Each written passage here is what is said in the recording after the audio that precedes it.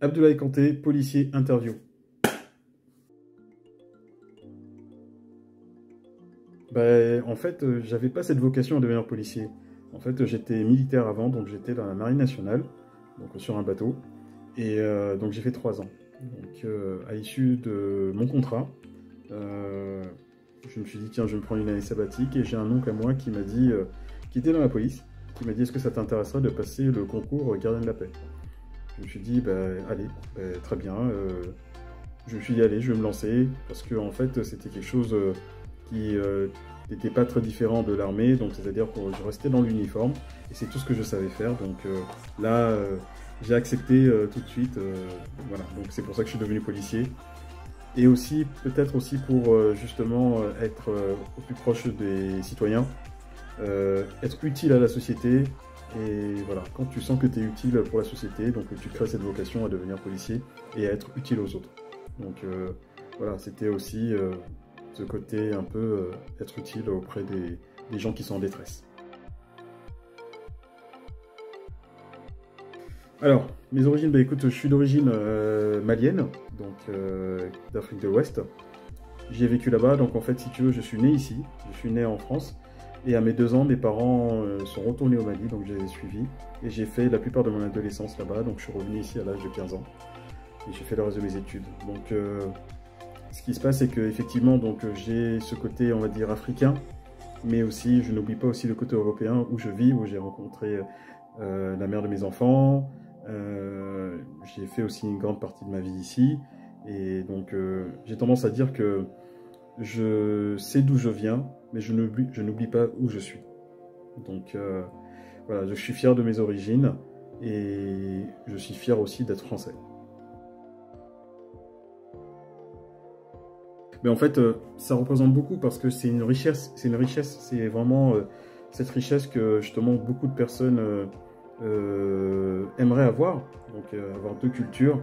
Et pour moi, c'est quelque chose d'avoir cette richesse d'être à la fois d'être d'origine africaine, malienne et d'être français. Donc tu peux avoir ces 2 cultures et pouvoir épouser les mêmes idées, mais tout en étant républicain et fier d'être républicain et aussi être policier. Et qu'est-ce qui représente d'être citoyen? Écoute, la citoyenneté est quelque chose de très important parce que je pense qu'en France, nous sommes vraiment une société qui est très diverse. Et effectivement, la citoyenneté dans notre société actuelle est très très utile. Et je pense qu'on doit se respecter les uns et les autres. Évidemment, il y a un gros problème d'identité dans notre pays, mais je pense que le citoyen doit être au-dessus de tout ça. Mon parcours dans la police nationale. Écoute, je suis rentré en 99 dans la police.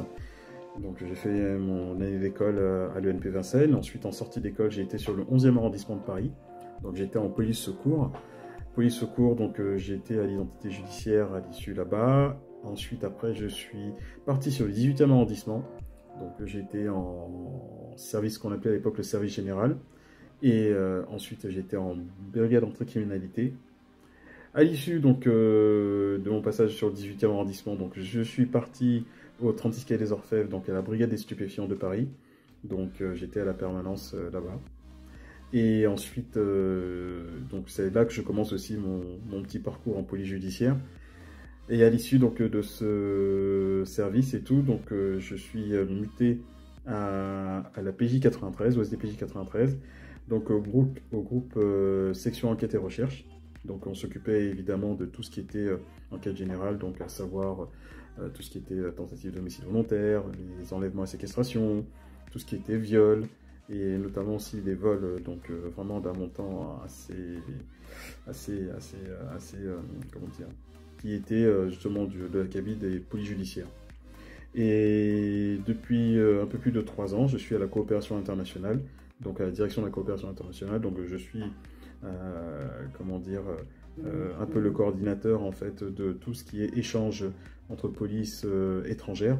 Donc on s'occupe de l'accueil des délégations, leur montrer un peu notre savoir-faire français et aussi partir aussi à l'étranger pour aussi montrer un peu comment bosse notre police et voilà. Donc ça fait un champ un peu large, mais bon un peu voilà. Donc je me suis bien amusé, je continue à m'amuser autrement, mais voilà, ça me passionne toujours autant.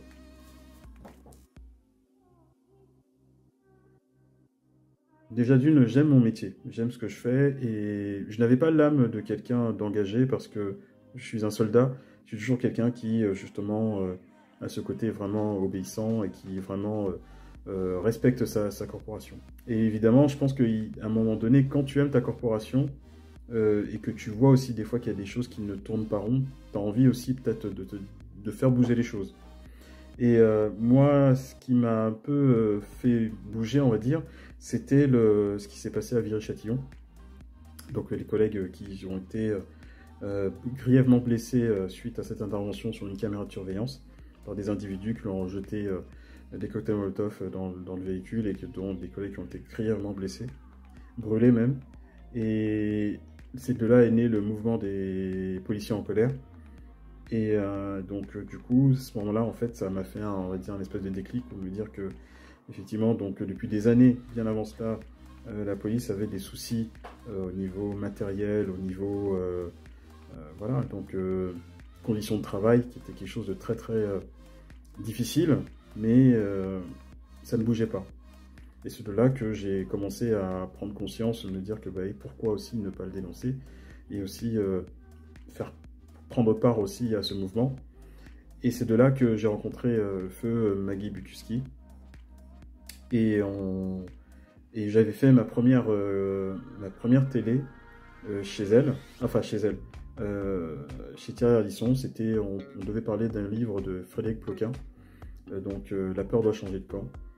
Et après, c'est là où vraiment ça a vraiment commencé et où j'ai commencé à, on va dire, je ne vais pas dire policier engagé, mais bon, policier justement qui défend sa corporation et qui, voilà, se met en lumière, on va dire. Alors le problème des réseaux sociaux, c'est que justement tout le monde peut s'exprimer. Et après, c'est toujours ça la limite, c'est qu'il y aura toujours des pro-flics et des anti-flics, ou des personnes qui chercheront à discuter, à chercher à avoir un petit peu de connaissance du métier, et d'autres qui vraiment sont totalement en dehors des idées de la police et qui sont haineux. Et moi, ce que je pense, c'est qu'effectivement, donc il y a de tout, il y a des personnes qui sont très bien, d'autres qui sont moins bien. C'est un peu à l'image de notre société où on a de tout et c'est malheureusement ce qu'on remarque beaucoup, notamment à travers les réseaux sociaux, c'est souvent aussi cette violence, cette haine des mots qui des fois peut faire mal et aussi c'est très violent, c'est d'une violence. Mais il y a aussi beaucoup de bienveillance, des personnes aussi ou des comptes justement de soutien. Et des comptes aussi qui, justement, sont pour le dialogue, pour essayer d'expliquer comment est le métier. Ce qui n'existait pas avant, évidemment, ce n'existait pas avant, donc depuis quelques années. Donc, on va dire, je pense que certains comptes, on va dire, policiers, ou qui représentent les policiers, justement, vont dans l'explication, ou dans l'échange, ou dans la communication. Voilà, je ne dis pas que tout est bien aussi, parce que des fois aussi, il y a des fois des choses qui sont un peu borderline, mais bon, je pense que voilà, il y a des comptes, il y a de tout en fait. Donc c'est les réseaux sociaux, donc voilà, mais l'important c'est de pouvoir faire passer le message et de pouvoir expliquer nos actions pour être mieux compris. Ben, comme je le disais justement un petit peu avant, la police était dans une espèce d'entrisme. C'est-à-dire qu'on avait encore ce terme, c'était circuler, il n'y a rien à voir.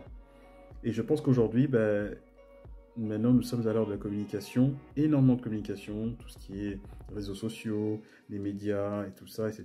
Donc du coup, le besoin d'image et le besoin de savoir. Parce qu'aujourd'hui, les gens ne s'informent pas beaucoup.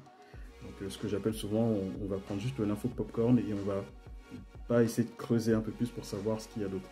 Alors donc, je pense qu'il était nécessaire aussi qu'il y a plusieurs comptes justement policiers ou soutiens qui vont dans ce sens pour pouvoir essayer d'expliquer, pour éviter les idées reçues et aussi peut permettre aussi des échanges sur l'approche aussi de métier. Parce qu'effectivement, il y a énormément beaucoup d'idées reçues, énormément de gens qui ont une perception du métier qui est des fois erronée.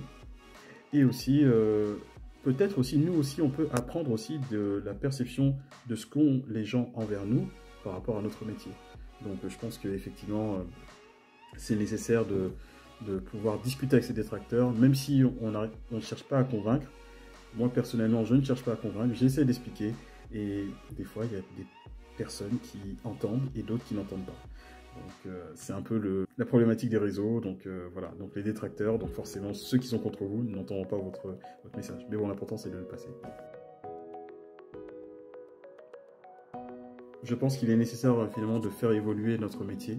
Je pense qu'aujourd'hui, il y a besoin d'ouverture.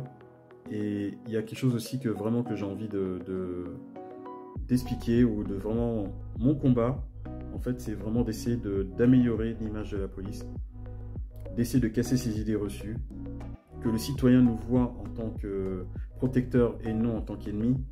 Et c'est vrai que chez nous, dans notre administration, tout n'est pas rose. On est à l'image aussi de la société. Nous avons aussi nos faiblesses. Mais l'important, c'est d'être, comment dire, habillé de notre mission qui est vraiment la sécurité des citoyens et d'être proche de nos concitoyens. Et aussi, effectivement, de combattre aussi ce qui ne va pas chez nous, à savoir les problèmes de racisme, les problèmes de violence illégitimes ou de comportements qui sont en dehors de notre déontologie, qu'il faut effectivement dénoncer à qui de droit. Et je pense qu'il y a possibilité de rendre fière notre police auprès des citoyens. Mais pour autant, ce qui ne va pas dans notre administration, c'est évidemment une minorité de collègues, de personnes justement qui ternissent cette image. Mais sur les 150 000 policiers que nous sommes, forces de l'ordre, gendarmes, douaniers, etc., je pense que beaucoup sont prêts à vraiment à se sacrifier pour justement la sécurité des citoyens. Donc pour conclure, je vais juste dire que je suis fier d'être policier et je suis fier aussi de servir aussi les citoyens.